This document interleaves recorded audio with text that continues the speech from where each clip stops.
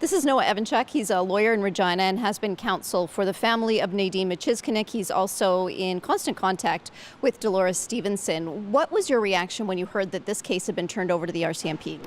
Well, I guess my first reaction was relief for Dolores. This is a very impressive young woman who's fought tooth and nail to make sure the memory of one of her family members has been honored by keeping up constant pressure to make sure we get to this day. And this is a huge victory for Dolores Stevenson. I'm very proud for her.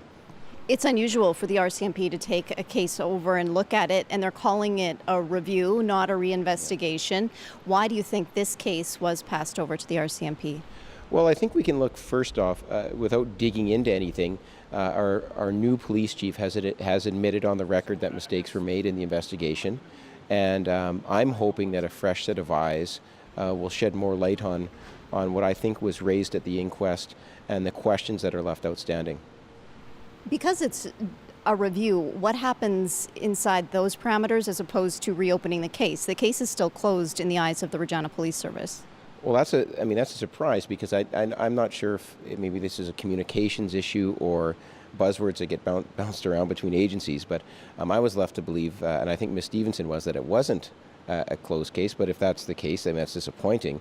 But I think, given the material that we know in the public record, a review hopefully will lead to a reinstitution of the investigation itself, and hopefully criminal charges.